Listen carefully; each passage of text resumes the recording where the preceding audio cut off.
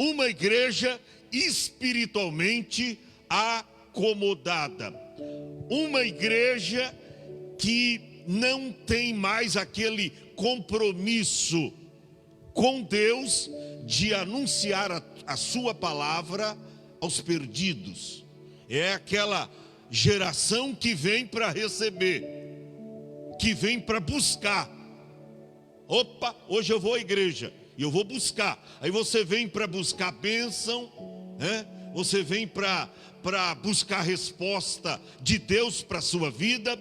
Mas você não vem para receber de Deus novas estratégicas para ganhar almas. Você não vem buscar o poder de Deus para se lucupletar, para você ficar cheio do Espírito Santo e para você crescer espiritualmente em graça, em conhecimento da palavra de Deus, para ser um crente ganhador de almas para Cristo.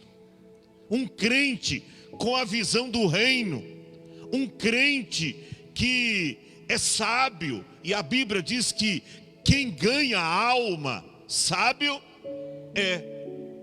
Será que é possível uma igreja ser espiritualmente acomodada? Uma coisa nós vemos na Bíblia, que Deus não tolera uma vida espiritual medíocre. Ele deseja que todos os cristãos estejam envolvidos em serviço e em amor. É isso que Deus requer de uma igreja viva. O que é uma igreja viva? Uma igreja atuante, uma igreja que não se conforma, uma igreja que não se corrompe, uma igreja que não se prostra diante dos pés de Baal, uma igreja que não se prostra diante deste mundo, uma igreja que não se conforma, como diz lá em Romanos 12, o versículo de número 2. Uma igreja que não se conforma, é a igreja inconformada. É uma igreja inconformada. Agora, por que nós temos que sair desta condição do comodismo espiritual para viver algo novo, em um tempo novo, fazendo o que é de agradável ao Senhor? Por que nós temos que fazer isso? Nós encontramos aqui, nessa leitura que nós lemos, que os discípulos, eles foram dispersos. E eles foram dispersos depois que aconteceu a morte de Estevão. Estevão foi aquele homem, diácono, cheio do Espírito Santo, que foi convocado pelos discípulos, pelos apóstolos, para servir como serviçal no templo, como diácono. Mas ele sobressaiu e começou a pregar o evangelho. E aí ele incomodou a sua geração tanta que que aconteceu? Apedrejaram Estevão, ele morreu. E depois da morte de Estevão, olha, houve muitas perseguições. E ali diz que foram dispersos pela perseguição que sucedeu por causa de Estevão. O que me chama a atenção aí é que talvez você não está entendendo o porquê dessa pandemia. Aí diz que eles ficaram dispersos e saíram cada um para um lado, para uma cidade, para pregar o evangelho, depois que Estevão morreu, depois que Estevão foi apedrejado. Você observou que precisou Deus criar uma situação para mover a igreja em Jerusalém, para tirar a igreja do comodismo espiritual. Deus permitiu que um homem que vivia aí uma vida íntima, porque Estevão Era um homem de Deus. A Bíblia diz no momento culminante que ele for apedrejado, a Bíblia diz que ele olhou para o céu e ele diz: eis que eu vejo Deus assentado no seu trono e Cristo ao seu lado. Ele viu a glória de Deus. E aqueles homens enfurecidos, quando ele descreveu essa visão, a Bíblia diz que eles pegaram cada uma pedra e jogaram em Estevão. E ele foi morto, apedrejado, e a Bíblia diz que tiraram as suas vestes e jogaram aos pés de um homem chamado Saulo. Saulo estava lá assistindo tudo. Posteriormente Deus o chamou, mas até então era perseguidor dos crentes. E aí Deus criou essa situação para quê? Para fazer a igreja sair do comodismo espiritual. E aí diz que eles saíram, caminharam até Fenícia, Chipre, foram para Antioquia. Lá não anunciaram aos gentios, mas anunciaram aos judeus somente.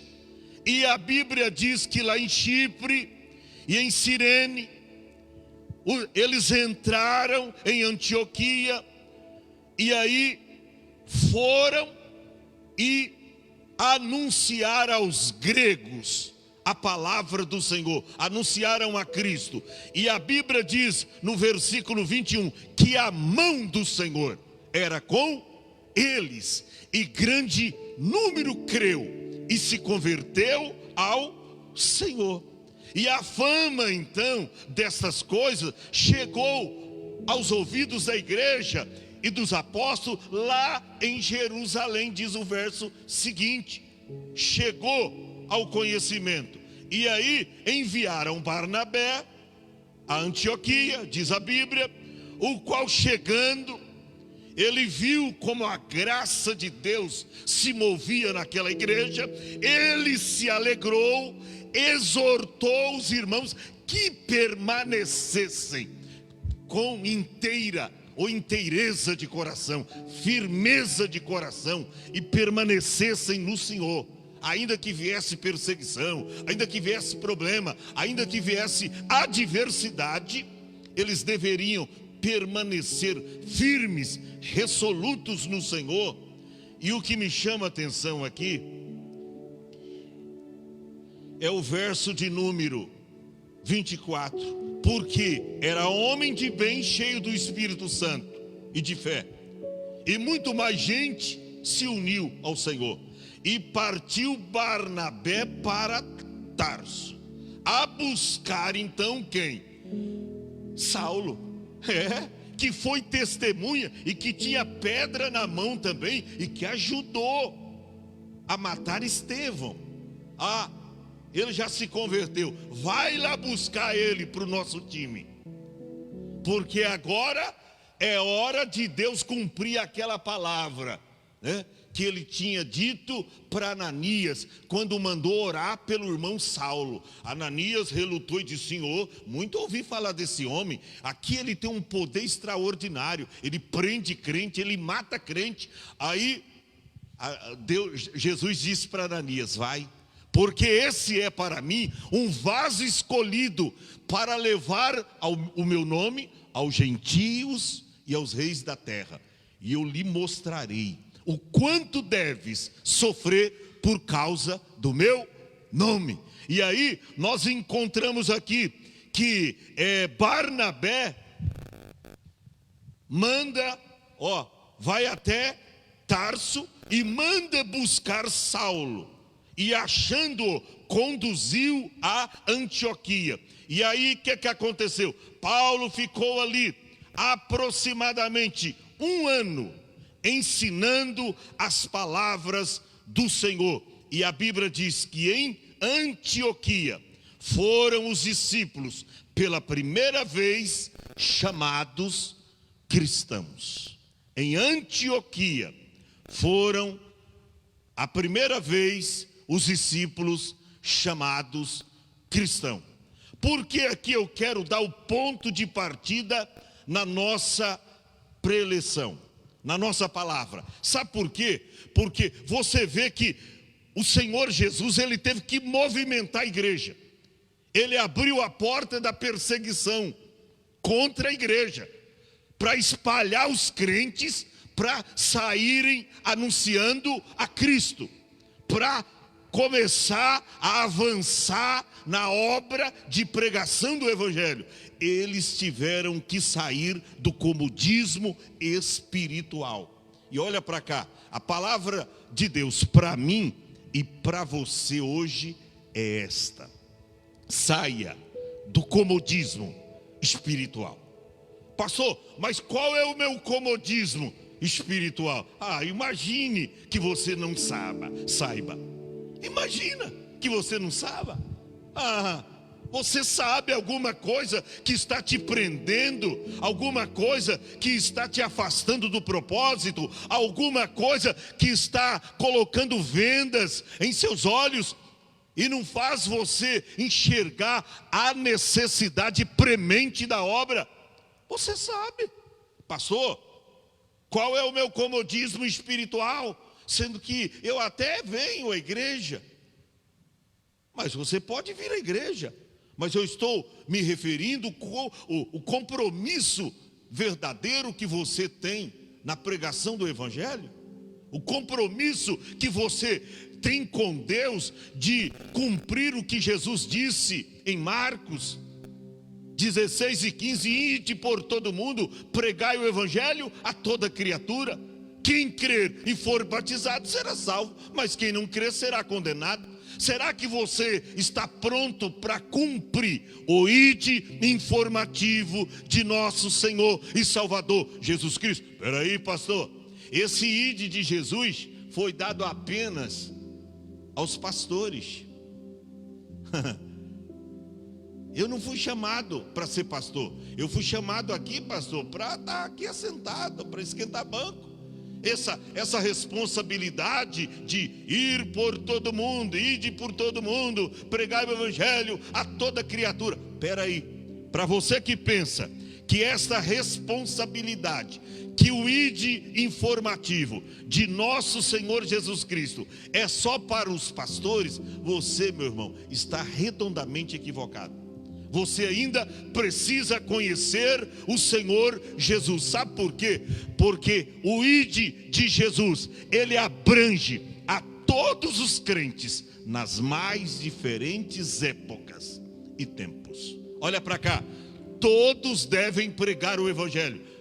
Os pastores, ainda mais, mas os evangelistas, os presbíteros, as missionárias, as diaconisas, os cooperadores, os membros, a membrazia em geral, as crianças, os adolescentes, os jovens, todos devem pregar o Evangelho. Por quê? Porque a igreja só cresce quando nós estamos obedecendo o ide de nosso Senhor e Salvador Jesus Cristo. Como você quer que a igreja cresça, se nem para os da sua família você prega? Seus filhos estão se perdendo e você não prega o Evangelho para eles. Os seus vizinhos estão morrendo sem Jesus e você não tem coragem de abrir a boca e pregar a palavra de Deus para eles. A igreja cresceu tanto nessa época porque a perseguição a fez espalhar. Ela se espalhou por todos os cantos daquele mundo de então. E aí, através desta perseguição, eles começaram a abrir a boca e pregar o Evangelho. Olha para cá, você está esperando o quê para abrir essa sua boca grande e pregar o Evangelho? Você está esperando o quê? Está esperando o quê? Mas eu quero pregar o Evangelho na igreja. Mas na igreja não é lugar para pregar o Evangelho. Na igreja é lugar para você aprender a pregar o Evangelho, para levar lá fora para as pessoas. Aqui você ouve, você aprende, eu aprendo, a pastora aprende, nós aprendemos. Mas o nosso campo de pregação é o mundo. Jesus disse: o campo é o mundo. O trigo são os filhos da promessa, os filhos da luz. O joio, os filhos das trevas. Ora, é lá o nosso campo missionário. É lá que nós devemos desenvolver a nossa chamada, a nossa missão. E me chama a atenção aqui. Por quê? Porque eles tiveram que sair do comodismo espiritual. E eu anotei aqui, pelo menos 4 comodismos que nos prende. São 4 sintomas, tá? 4 sintomas gerados pelo comodismo espiritual nas nossas igrejas. Eu disse quanto? 4 sintomas gerados pelo comodismo. Primeiro sintoma: esfriamento no amor. Eu nunca vi o amor tão frio como nos dias de hoje. E Jesus fala dessa profecia em Mateus capítulo 24, versículo 12. Ele diz, e por se multiplicar a iniquidade, o amor de muitos esfriará. Gente, o mundo lá fora não se fala do verdadeiro amor. Aonde tem um pouquito, vou usar esse termo, um pouquito, é aqui dentro. Eu não sei que nível está esse amor aqui dentro. Porque filho desonra o pai, desobedece o pai. Filha desobedece a mãe dá uma ordem, ela não executa. Aqui é assim, as coisas estão assim. Filhos aí fora estão levantando contra os seus pais e matando. Mãe joga a filhinha recém-nascida na lata do lixo. E lá fora está assim. E aqui também está faltando amor. Amor. Para você ser um ganhador de almas para Cristo, você precisa ter primeiro amor de Deus no coração. Você precisa amar as pessoas, senão você não vai querer o bem das pessoas, senão você não vai pregar o evangelho para ninguém, nem para você mesmo, porque nem preocupado com você está, porque não ama ninguém. Então, Jesus fala desse esfriamento do amor, e por se multiplicar a iniquidade, o amor de muitos esfriará. Irmãos, esta advertência nos ensina que conhecer a doutrina corretamente, obedecer a alguns mandamentos, ou até mesmo ir aos cultos, não basta se não tiver amor. Quando a Bíblia descreve sobre o amor, eu fico encantado que Paulo diz lá em 1 Coríntios capítulo 13, a partir do verso 1. Eu fico encantado com o que Paulo desenha para nós. Ele diz, ainda que eu falasse em língua dos homens e dos anjos, e não tivesse amor, seria como metal que soa, ou como sino que cine. Ainda que eu tivesse o dom de profecia, conhecesse todos os mistérios e toda a ciência, e tivesse toda a fé, e de maneira que transportasse monte. Olha, a fé genuína, poderosa, ou poderosíssima, até transportando monte, mas não tivesse amor, Paulo diz, nada seria. Ainda que eu distribuísse toda a minha fortuna, toda a minha grana, as minhas fazendas, os meus bens aos pobres, mas se eu não entregasse isso, se eu não tivesse amor, eu poderia entregar até o meu corpo, disse Paulo, para ser queimado, jogado no fogo. Mas se eu não tivesse amor, Paulo diz, nada disso me aproveitaria. Ele diz, o amor é sofredor, é benigno, o amor não é invejoso, o amor não trata com leviandade, não se ensoberbece. E ele vem descrevendo o amor. É este amor que está faltando hoje nas nossas igrejas. É esse amor. Então, não adianta conhecer a doutrina corretamente, não adianta obedecer alguns preceitos ou mandamentos do Senhor, se não tem amor. A igreja deve ter, acima de tudo, um amor sincero a Cristo Jesus e a sua palavra como um todo, amar mesmo, e quando você ama, você quer o bem daquela pessoa. Quando você ama, às vezes você diz até algumas palavras duras, mas não diz porque você odeia, você diz porque você ama. A Bíblia diz que quando Deus nos castiga, Ele castiga porque Ele ama. A gente tem que aprender isso. E a gente precisa voltar a vivenciar, como diz a Bíblia, lá em Apocalipse 2, o versículo de número 4, a gente precisa voltar à essência desse primeiro amor. Tenho contra ti que deixaste, que abandonaste o teu primeiro amor. Lembra do teu primeiro amor? No primórdio da sua fé, recém-convertido, novo crente, principiante, você ficava um dia sem falar de Jesus, você queria falar de Jesus para o colégio todo, arrumava até encrenca. Eu lembro que eu arrumei encrenca até com o patrão, lá na empresa Cultrale, onde eu trabalhava, que eu queria falar de Jesus o tempo todo. Ele falou: olha, eu também sou cristão, mas você está excedendo, você está demais, você quer, calma aí, você está muito afoito. Mas eu quero, o bem que eu recebi, eu quero transmitir para as pessoas. E eu tive que colocar o pé no freio. Por quê? Porque eu queria que mais pessoas ouvissem acerca de Cristo e que se convertesse ao Senhor.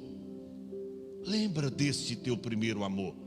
Quando você tinha prazer, não somente de estar nos cultos, mas prazer de abrir a boca e falar de Jesus para as pessoas. É na fila do banco, é lá no açougue, é lá no colégio, é lá no trabalho, é lá no supermercado. Jesus é bom, Jesus é bom. E não precisava saber pregar não. Você contava apenas o que Jesus fez por você. Você chegava para essa pessoa e dizia: Jesus é bom, Ele é maravilhoso, rapaz, Ele resolveu os meus problemas, abençoou o meu lar. Depois que eu comecei a ir na igreja, Deus mudou a minha história, Deus mudou a minha vida, Deus fez coisas tremendas na minha casa, na minha família. E aí você contagiava as pessoas. Sabe por quê? Porque você estava vivendo a essência do primeiro amor. E quem está vivendo a essência do primeiro amor, ele persuade e não é persuadido, ele contagia e não é contagiado. É isto. Então esse é o primeiro sintoma causado pelo comodismo. Qual é? Diga assim: esfriamento no amor. O segundo é o desânimo. Diga assim: desânimo. Oh Jesus, desânimo. Principalmente agora, nós já temos um motivo, e talvez sobejo, de sobra, que é a Covid. Não, Jesus sabe, né? A coisa está difícil, como é que eu vou sair de casa? Gente, tanta gente morrendo, já é um motivo para você se descartar, ou para você segurar ali e dizer: não, eu vou pegar isso aí como bode expiatório. Mas na verdade a Covid sempre existiu, com nomes diferentes. A AIDS, por exemplo, o câncer, outros problemas que teve aí no passado, entendeu? Teve muitos outros, e depois desses haverão outros mais. Sempre teve. Agora, qual é a nossa atitude de fé diante dos reveses da vida? Qual é a nossa atitude de fé? Irmão, isso aqui é muito sério. O desânimo é uma ferramenta poderosa, eu digo poderosíssima, nas mãos do inimigo. O diabo, olha para cá, quando consegue atingir um cristão com o desânimo, ninguém consegue fazer mudar um passo, não consegue. O desânimo toma conta, tá? Desânimo. E tem tanta gente que está num desânimo, espiritualmente falando, irmão, causado por quê? Ou por quem? Pelo comodismo. Você vê uma palavra que está lá na segunda epístola de Paulo aos Coríntios 4:8. Quer ver que coisa tremenda? Diz assim: em tudo somos atribulados, mas não angustiados. Ora, você está pensando que nós estamos vivendo num mundo já tão espiritual, que a gente está isento de problema, de adversidade, de luta, de enfermidade? Não, a gente vive no mundo dos homens, no mundo terráqueo, terreno, terrestre, de homens, e a maioria, digo eu, sem Deus. A maioria sem Deus, e por causa deles a gente sofre também. Mas Paulo diz, em tudo somos atribulados, mas não angustiados, perplexos, mas não desanimados, perseguidos, mas não desamparados. Aí ele diz, abatidos, mas não destruídos. E o verso seguinte diz, trazendo sempre por toda parte a mortificação do Senhor Jesus no nosso corpo, para que a vida de Jesus se manifeste também em nossos corpos mortais. Ou seja, para que a vida de Cristo que está em você se manifesta. E é aí que você sai do contexto da dificuldade mesmo inserido lá, família, gente doente com coronavírus na sua casa, e alguém olha e não entende, você está pregando o evangelho, falando que Jesus cura. Alguém pode até apontar o dedo para você, mas o teu pai morreu da Covid, não tem problema, entendeu? Morreu salvo, já está na glória com Cristo, e você pregando o evangelho, isso não vai fazer ou desfazer a sua pregação, porque alguém da sua família morreu com coronavírus. Jesus não curou, mas Jesus salvou, glória a Deus, melhor ainda, partiu salvo. Agora, você tem que ter essa convicção, que o comodismo pode gerar em você não somente esfriamento, mas um desânimo tal que você não terá coragem de abrir a boca quando é preciso para falar. Jesus é bom, Jesus salva, Jesus cura, Jesus liberta, Jesus transforma. Você não vai ter. Estou caminhando para o final, tem mais 2 itens. Estou falando de sintomas causados pelo comodismo. Primeiro, esfriamento no amor. Segundo, desânimo. Terceiro, a falta de interesse pelas coisas de Deus. Eu nunca vi tanta gente, Rose, desinteressadas. Você está morrendo, carregando a cruz nas costas, e não aparece nenhum sirineu. Você está precisando de alguém para ajudar a limpar a igreja, e às vezes não aparece ninguém. Você está precisando de alguém subir na escada e limpar um ventilador, e de repente não aparece ninguém. Você está precisando de alguém subir na escada, limpar um ar-condicionado, e de repente não aparece ninguém. Você está precisando de um companheiro para fazer uma visita, e de repente não aparece ninguém. Você está precisando de alguém para ajudar, te apoiar financeiramente, e muitas vezes você não encontra ninguém. Falta de interesse pelo comodismo espiritual.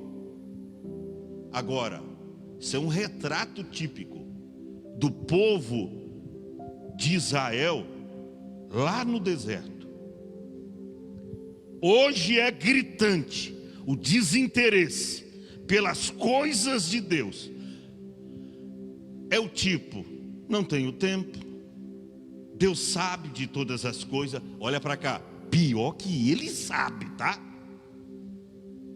Pior que ele sabe. Não tenho tempo, Deus sabe de todas as coisas. Irmão, nós estamos presos no comodismo espiritual.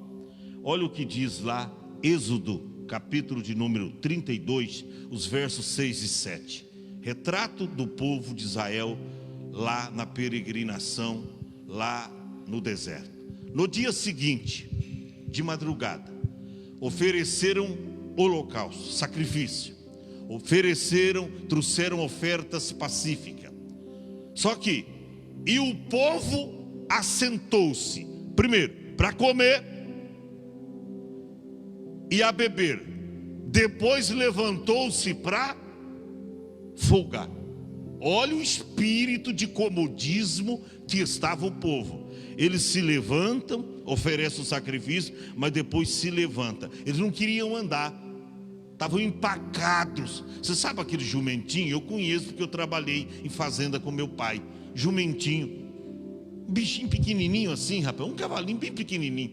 O jumentinho, quando empaca, nem na guasca vai. Você pega, você mata ele e ele está empacado. Não vai de jeito nenhum. Tem crente assim empacado. Aqui, toda a nação de Israel estava empacada no deserto. Que isso, pastor?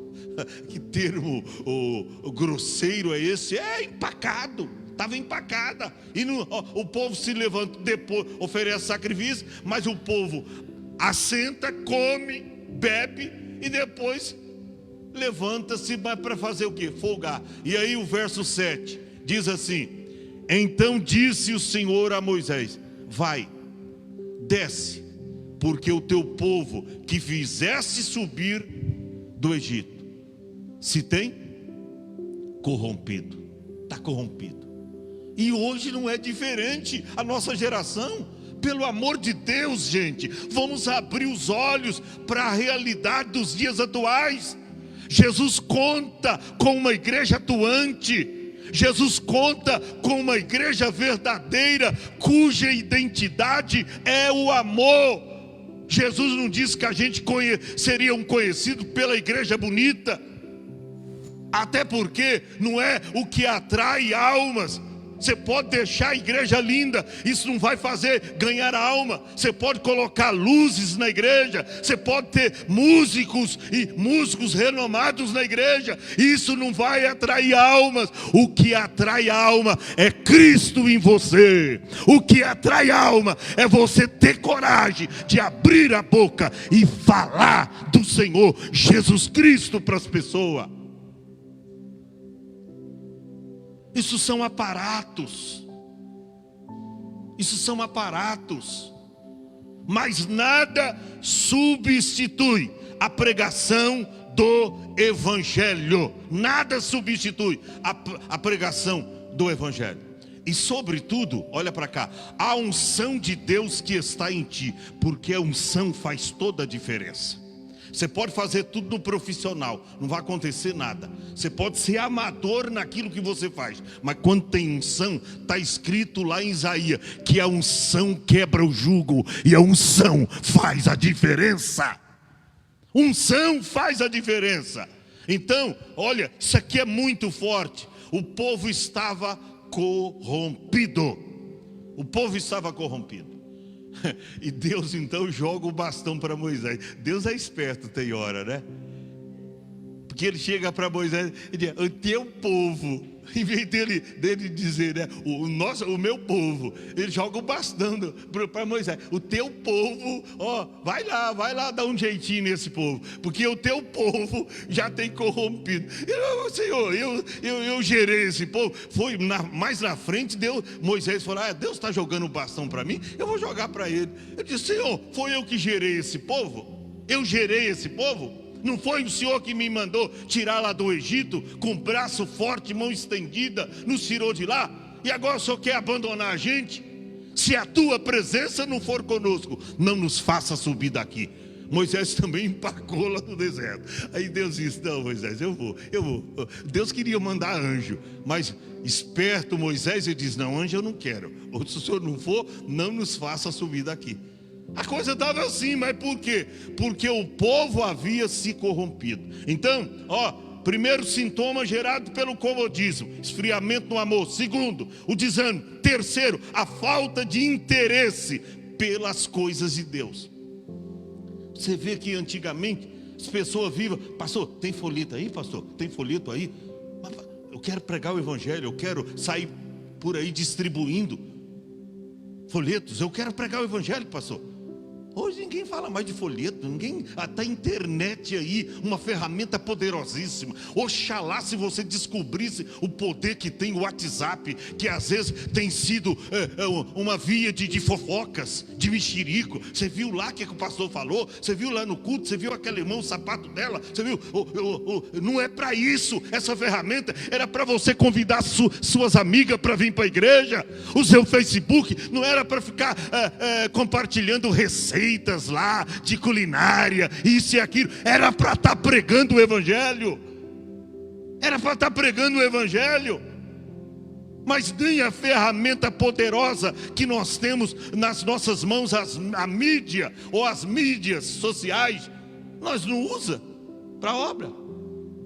Pelo amor de Deus, que ponto nós chegamos, ou até que ponto nós chegamos? Irmão, saia desse marasmo espiritual que você está vivendo. Saia desse marasmo espiritual. Levanta, sacode a poeira, dá a volta por cima. Diga: Senhor, eis-me aqui para esta missão no tempo do fim. Eu quero ser um pregador do Evangelho.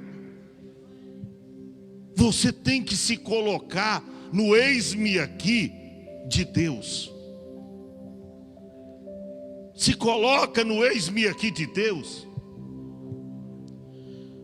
Agora, o pior é que o sintoma do comodismo, ou os sintomas do comodismo, não apenas gera o esfriamento no amor, o desânimo, a falta de interesse pelas coisas de Deus, mas gera também o desvio e a queda. Desvio e a queda. Você se desvia daquilo que é politicamente correto, aquilo que é correto, aquilo que é verdadeiro, aquilo que é puro, aquilo que é de boa fama. Os sintomas do comodismo gera também o desvio e a queda. Oséias, lá no capítulo de número 11, o verso 7, depois 14, o verso 1, porque o meu povo é inclinado para desviar-se de mim. Olha para cá, nós já temos esta inclinação.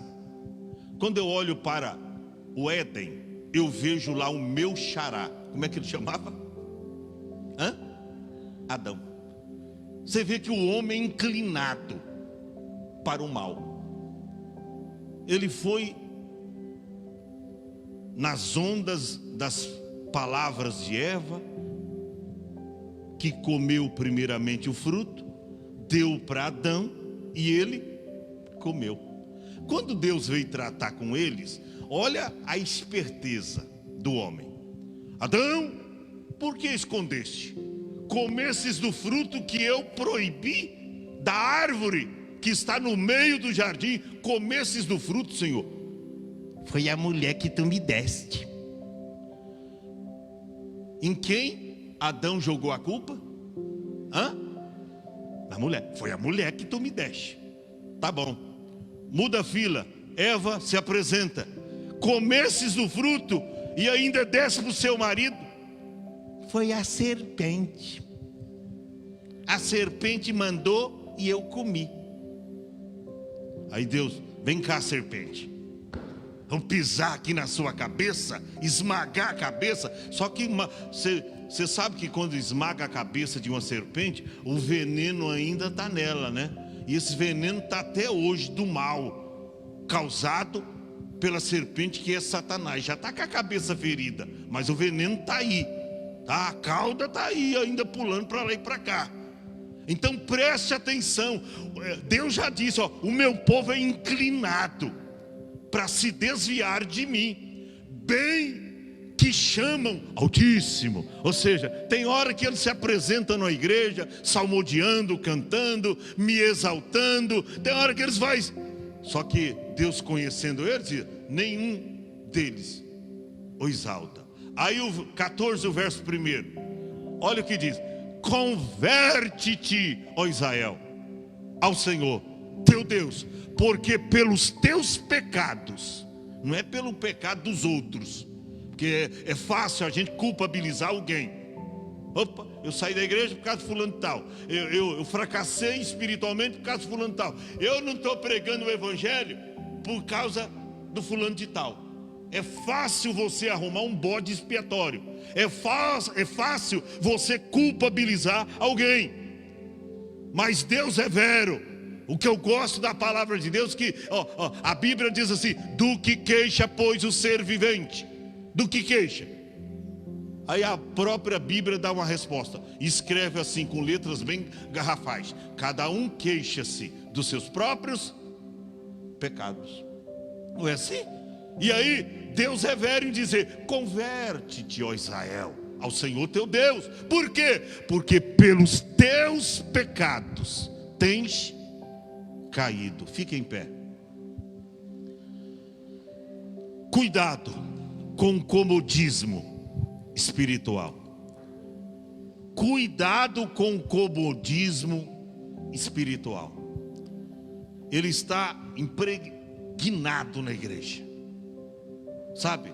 Hoje, se a gente não tomar cuidado, guerreira Sueli, nós não vamos ter ânimo nem de vir para os cultos uma vez, 2 vezes por semana.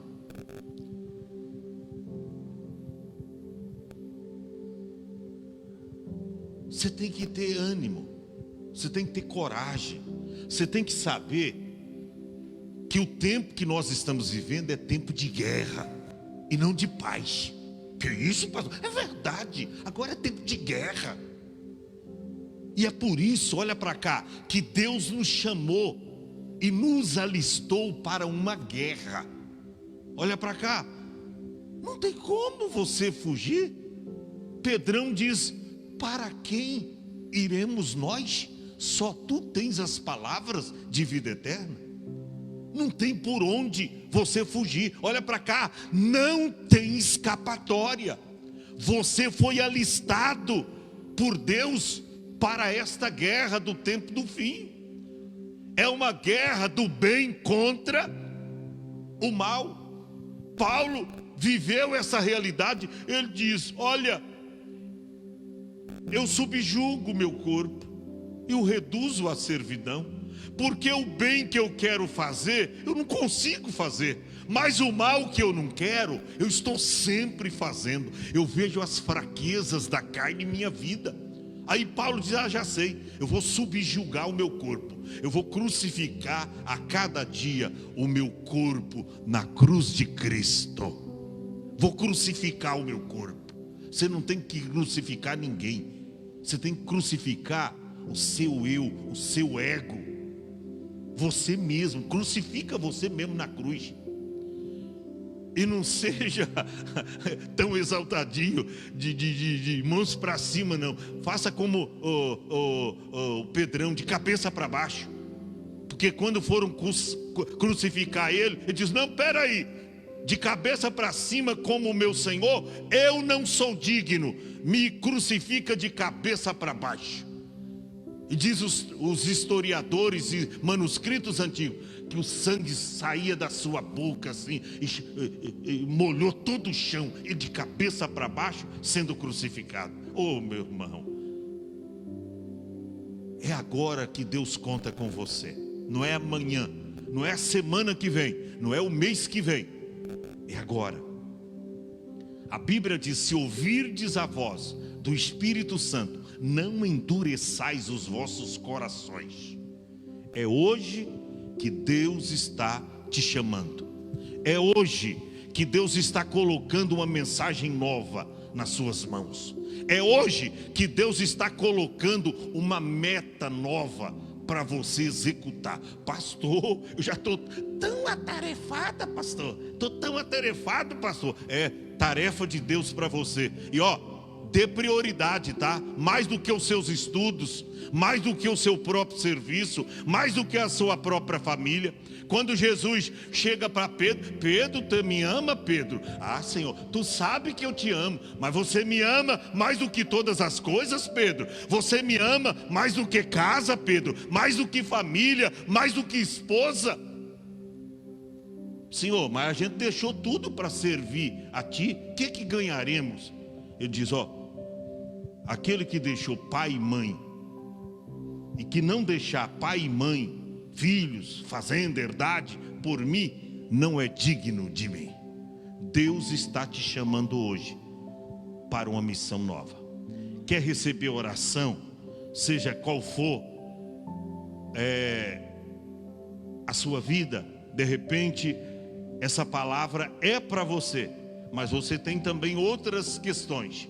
Deus pode, se você se acertar com Deus, com essa aqui eu vou pôr em dias, as outras Deus vai resolver para você. tá? Porque muito mais do que resolver os seus problemas, Deus quer que você resolva os problemas de Deus. Pastor, mas Deus tem problema? Está com um big problema na mão. Qual é o problema de Deus? Gente disposta para pregar a sua palavra. Se Deus quisesse, Thaís, Deus mandava anjo, e mandava muito, uma legião de anjos. Ia anjo aqui para Mongaguá, e se não convertia, o anjo matava. Se Deus quisesse, ele mandava anjo. Ele diz, não quero anjo, eu quero homens comprometidos comigo. Aí chama Maria, Josefa, João, Belarmindo, né? Siledes, Rutinha, e Deus vai chamando. E chegou a mim e a você essa missão. Quer cumprir? Saia do teu lugar, venha